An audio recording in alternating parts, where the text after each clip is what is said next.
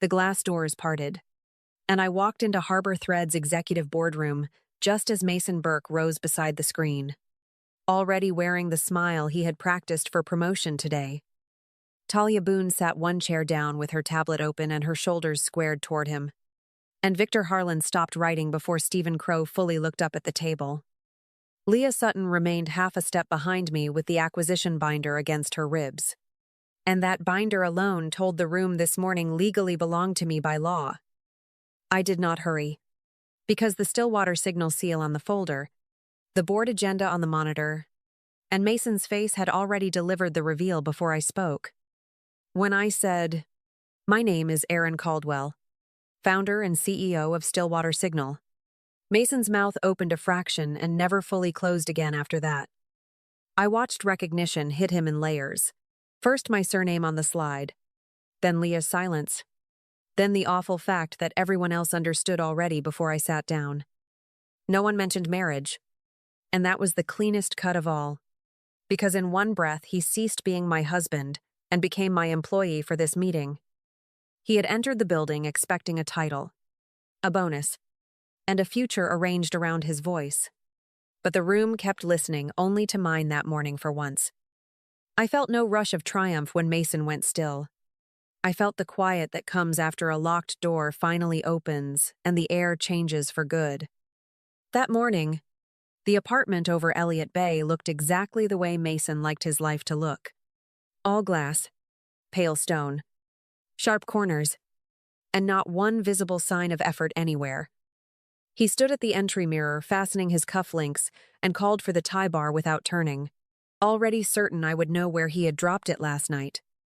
I told him it was in the valet tray beside his watch, and when his hand found it there on the first try, he nodded like accuracy was another household service already included with me.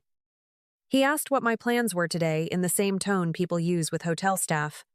Casual, efficient, and too practiced to sound intentionally cruel anymore.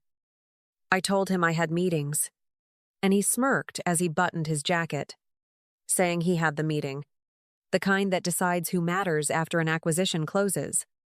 Then he mentioned Talia Boone was riding in with him because she had earned exposure to real power. And he said her name with the kind of ownership men mistake for mentorship.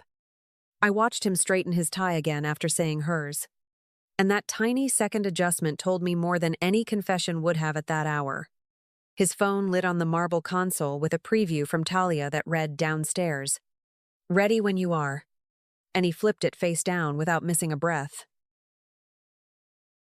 He looked at my sweater, my bare face, my hair still pinned up, and told me not to wait up because post-meeting drinks would probably run late with people who actually move markets. I said I would not wait up, and that part was the first honest thing either of us had spoken before sunrise reached the west windows. After he left, I picked up my tablet from the dining table and reopened the integration file, already waiting under Harbor Thread executive review, with his name flagged twice. My calendar held one line in bold at 10 a.m., and between that line, Talia's message, and the silence in the room, I finally saw our marriage the way it had been for years. Arranged, polished, and meant to make one man look larger than life. By the time Mason and Talia were headed downtown, I already had the hotel receipt routed through compliance, the late-night key log, and the revised deck metadata open on my screen. The file history showed Talia replacing the original forecast model at 112 a.m., then renaming the final version so it looked clean, collaborative, and ready for executive review. A second tab held Mason's forwarded retention memo from his private email, and the language inside it made room for a promotion, a bonus, and a future he had already started narrating as fixed. In the car, Talia asked whether today would finally change everything, and Mason gave her the answer men like him offer when they mistake confidence for control. He told her that after the acquisition meeting, no one would question where she belonged because people only challenge power before it wins. Never after. When she brought up me, not by name, but as the wife in the glass apartment, he laughed and said I had not been inside a real market conversation in years. That part mattered less for the insult than for the timing, because it landed between the hotel invoice, the edited deck, and the text she had already sent from downstairs. Talia asked whether I suspected anything, and Mason told her I liked routines, charity boards, and predictable rooms, as if a quiet life proved a woman had stopped noticing numbers. Then he told her she would not be standing behind anyone much longer, and she answered like a partner, not an employee, saying she had not come this far to stay hidden. Their forecast for the Southwest had been inflated by 18% without source support, and the audience assumptions under their media spend were older than the market they claimed to read. Talia knew that because her tracked edits changed the model, and Mason knew that because his memo tied those projections to the compensation package he expected after closing. By the time their car reached Harbor Thread, the future they thought they were driving toward was already preserved in timestamps, vendor notes, and revision trails that would survive both of them. By the time Mason and Talia took their seats, Harbor Thread's boardroom had already arranged itself around the fiction they came to sell. Polished table, closed folders, and one screen waiting for his deck. Stephen Crow introduced the room with the tired brightness of a founder trying to sound bigger than the exit he had already negotiated for himself. Victor Harlan gave Mason one brief nod across the table, while Talia angled her chair toward the screen, as if proximity alone could make her look inevitable. Mason stood when the preliminary introductions ended, one hand near the remote, one shoulder tipped toward the head chair he clearly expected to impress before noon. He thanked Stephen, called the morning a turning point for Harbor Thread, and let his voice widen over the room the way it always did when he wanted confidence mistaken for authority. Talia glanced up at him with that composed little half-smile she wore when she believed the script had already survived its hardest test. Then the doors opened, and I walked in with Leah Sutton half a step behind me, the acquisition binder held flat against her side, and my name already loaded on the screen. No one spoke during those first 2 seconds, because the Stillwater Signal logo in the corner, Leah's presence, and Stephen's posture changed the room before I did. Mason's hand stayed on the remote, but his fingers loosened just enough for me to see the first crack move through him. I did not look at him first. I set my folder down, took the head seat, and let the room settle under the fact of me. When I said, "Good morning, I'm Erin Caldwell, founder and CEO of Stillwater Signal," Talia's eyes moved to Mason so fast it looked like pain. Stephen folded his hands at once. Victor leaned back without surprise, and Mason went pale in stages. First at Caldwell, then at CEO, then at the screen, proving neither word was improv. No one mentioned my marriage, and that omission stripped him faster than accusation ever could, because it told the table his personal access meant nothing in this room anymore. He had spent years saying my world was smaller than his, but the board agenda in front of him carried my company name, my review structure, and my final authority. When his mouth parted like he meant to say Erin, the title slide, Leah's silence, and Stephen's lowered eyes removed the last right he thought he had to use it. I welcomed everyone to the integration session, outlined the purpose in plain terms, and spoke only about viable assets, operational waste, and the standards that would decide what survived. Mason remained standing for a beat too long before sitting again, and that awkward delay, with the remote still in his hand, turned him from host into a man waiting permission. For the first time in our entire marriage, I watched him understand that my name had returned to me completely, and there was nothing in that room he could do to take it back. I invited Mason to begin, and he moved into the deck with the same polished cadence I had heard at dinners, panels, and rehearsals in our kitchen after midnight. He spoke about expansion, velocity, and category dominance, while Talia watched the screen with that composed stillness she wore when she believed a room had already chosen her. I let him reach the Southwest forecast before I touched the monitor beside me and asked which source supported the 18% lift displayed in blue. he answered quickly, saying the model combined third-party demand signals, internal brand lift assumptions, and elasticity scoring refined across 2/4 of market observation. I opened the source table on the main screen, enlarged the vendor field, and asked why a plan presented as current was built on audience data not refreshed in 26 months. The first change in his face came there, because the date stamp sat directly under the heading and made his confidence sound older than the market he claimed to understand. Talia tried to step in, calling the revision a strategic acceleration adjustment. So I pulled up the file history and placed her 112A M edit beside the archived model underneath it. The gap was plain on sight, because the regional scan stayed flat while the presentation curve rose cleanly, shaped to reassure anyone who never checked the source rows. When I asked whether that adjustment had completed formal validation before being inserted into an executive growth deck, she held my gaze for 1 second too long and then answered without numbers. Mason cut in to protect the plan, saying leadership required moving before certainty hardened into consensus. But Victor finally spoke and said operations had flagged those assumptions twice, with no revised distribution response. Stephen lowered his eyes after that, and the room changed with him, because Mason had built half his authority on being the man Stephen trusted most. I asked one final question about the media budget, and when Mason repeated the same inflated figure tied to his compensation memo, Leah slid the compliance copy toward Stephen without a sound. By then, the problem was no longer abstract, because the stale audience file, the midnight revision, Victor's warning, and the budget line were all sitting on the same table. Talia admitted she had approved the narrative summary too fast, and Mason tried to take the language back onto himself. But the tracked comments were already on the screen. I closed the deck, looked at him across the polished table, and told him this was not ambitious work under pressure, but negligent work dressed to survive executive daylight. When the last of them filed out, I told Mason to stay, and the way the door closed behind him sounded cleaner than anything he had said all morning.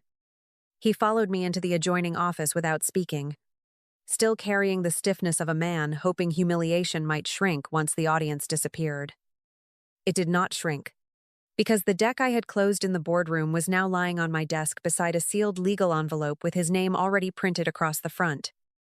He looked at the envelope first, then at me, and asked whether this whole acquisition had been built just to punish him for Talia. I told him Talia was not the reason, only the final piece of evidence, and that he was still arrogant enough to confuse the last proof with the original wound. Then I reminded him, calmly, that he had spent years reducing me to a domestic convenience while standing inside a life partly financed by the work he kept insisting I had abandoned. I pointed to the framed patent abstract hanging beside the bookshelf, the one he had walked past for years without ever asking why it mattered to me. I told him I did not vanish when I left my old role. I built quietly. I funded Stillwater with protected inheritance capital, and I scaled it while he mistook my silence for surrender. When he tried to say he had given me comfort, I looked at the envelope again and told him comfort was never the same thing as consent to be diminished. He asked what happened now, and that question landed differently with the envelope, the patent, and the closed board deck all visible in the same room. I told him the marriage ended before this morning, but this was the hour it became formal.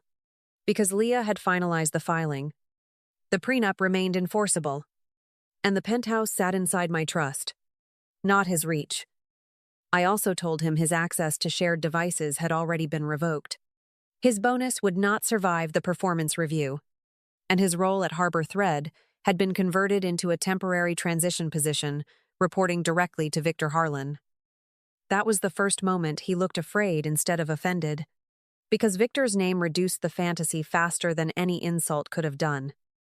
He asked whether I was really going to leave him in the company long enough to watch everything change under someone else's authority. And I told him yes, because abrupt termination invites noise while orderly transition leaves a clean record. Then I slid the envelope across the desk and he touched it like it might still contain a version of me willing to soften before he opened it. He said my name once, just Aaron, as if the old intimacy could still unlock a private door after every public one had closed. I told him the woman who spent years answering to that smaller version of herself had already finished her part in this marriage, and she was not coming back. By the time he picked up the envelope, the office, the trust, the filing, and the title on my door had all made the same point for me, which was that our marriage had not exploded. It had simply expired. 6 months later, Seattle had gone cold in that clean, disciplined way that makes glass towers look sharper and old mistakes look smaller from high enough floors. The post-integration reports sat closed on my desk because the work inside them was finished, with harbor thread trimmed down, the viable teams retained, and Victor Harlan running operations without performance theater. Leah Sutton had closed the last of the legal noise weeks earlier, and the silence that followed felt earned because every document had landed exactly where it was supposed to land. Mason completed 4 months of transition before leaving earlier than scheduled. And even that departure came through a standard personnel memo instead of the dramatic collapse he once would have staged. His name disappeared from the reporting structure. His inbox rights were terminated. And the office he thought made him visible went dark without asking anyone to remember him. Stephen Crow kept the transaction he had wanted, but his reputation did not leave as cleanly, because investor calls kept circling back to the numbers he had once waved through. The first evening, I came home to the penthouse after the final filing closed. I set my keys on the counter and noticed the room no longer felt staged for anyone else's success. Nothing had changed physically. Not the glass. Not the stone. Not the long reflection of the bay outside. But without waiting for Mason's moods, the whole place finally felt proportional again. I stood there long enough to understand that peace was not a dramatic feeling at all, only the absence of bracing for someone who no longer had access to me. That same month, I signed the first funding release for Return Line Fellowship, the program I built for women who had stepped out of technical careers and wanted a real path back in. The applications arrived with resumes marked by gaps, caregiving years, abandoned patents, and old ambition written in quieter fonts, which was enough for me to recognize them immediately. I was no longer living in reaction to Mason Burke, because by then my days were full of work that did not begin with damage and did not end with him. 3 years later, a trade brief crossed my desk, with Mason Burke's name buried halfway down the page, under a regional management listing outside Portland. I read the paragraph once, closed it, and felt nothing dramatic. Because the title was smaller, the company was smaller, and so was the life he had built after mine. The article mattered only because it proved what the boardroom already had, that once the borrowed scale was stripped away, his real dimensions had held. That same week, Victor forwarded me a proposal from a boutique analytics firm in Denver, and the principal strategist listed on the cover was Talia Boone. The work was precise this time, with clean sourcing, transparent assumptions, and no theatrical lift hidden inside the numbers, which made the difference visible before I ever reached her name. When Victor came in with the compliance summary and asked whether history should disqualify the bid, I told him history would not do the review. The deliverables would. Leah confirmed the submission was clean. The audit trail was complete, and every methodological citation held under scrutiny. So I approved the contract with one condition attached. Talia would work under structured review. Every deliverable would carry a full validation chain, and all external communication would clear compliance before it carried our name. She had once tried to replace me through proximity, secrecy, and borrowed authority, but the only path left to her now ran through disciplined work she could stand behind alone. By then, Return Line Fellowship had funded enough women back into technical work that the office no longer felt like a monument to one collapsed marriage. It felt like infrastructure, practical, scalable, and alive, which was the only kind of victory that had lasted for me. Talia learned to stand on competence. Mason shrank to the size of his own record. And I kept building a world where no woman had to disappear for someone else to feel important. Thank you for staying with me through this story. Because some endings do not begin with applause. They begin with finally hearing your own life clearly again. If this found something true in you, stay close to this channel. There is still light after survival.